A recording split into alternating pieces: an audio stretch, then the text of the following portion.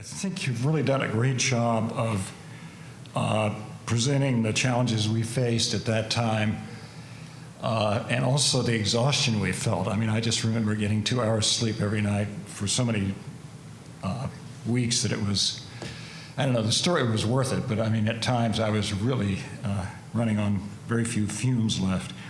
I think you've done a great job. I think it's fair and it's accurate. And I think you've also done a nice job of weaving in the historical background and some of the biggest ups and downs in U.S.-China relations that I'd ever seen, with the Fangli-Zhi part of it. I like the way the film paid tribute to the beleaguered, or not beleaguered, but the understaffed or under-resourced UPI team. I happened to start my career as a wire service reporter with UPI, so I have a soft spot for them. But I think it paid a wonderful tribute to Dave Schweisberg, whom we all admired for churning out these 1,000-word stories at top speed. And somehow the story of Dave, I think, helps to humanize the whole thing.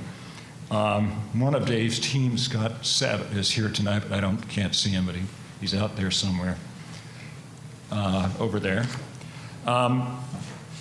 No single reporter could capture or could cover everything that was happening at this time, and we really depended a lot on Chinese, whom we still can't identify because of the fear factor, the fear of exposing somebody.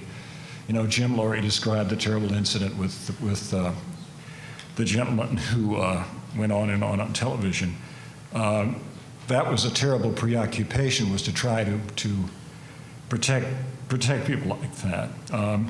I think perhaps we did at times oversimplify the pro-democracy theme, but I also read back through some of my stories, and we pointed to Tiananmen was not any one thing. It was corruption, inflation, underlying people's fears. I think the corruption theme was huge in the beginning, and I think there was an evolution more and more toward freedom of speech, give us a free media. I was very touched when dozens of journalists came out and marched from state media organizations saying they wanted free speech. As there's a suggestion that we got a little bit carried away emotionally, it was pretty hard not to be moved by up to 1 million people in the streets, some of whom were helping the students, providing food to them. Taxi drivers were giving them free rides. As far as I know, the crime rate went down. As many of you know in this room, Beijing could be a pretty tough place, and yet suddenly we saw a side of Chinese in Beijing which was very impressive, generous, open. People I thought were always withholding the truth from me were suddenly telling me everything they thought, and that included a lot about the corruption in the government and the children of the government officials. Does that sound familiar today? So I think at times we may have oversimplified, but I think if you read carefully or listened carefully what we're saying, we tried to capture everything. And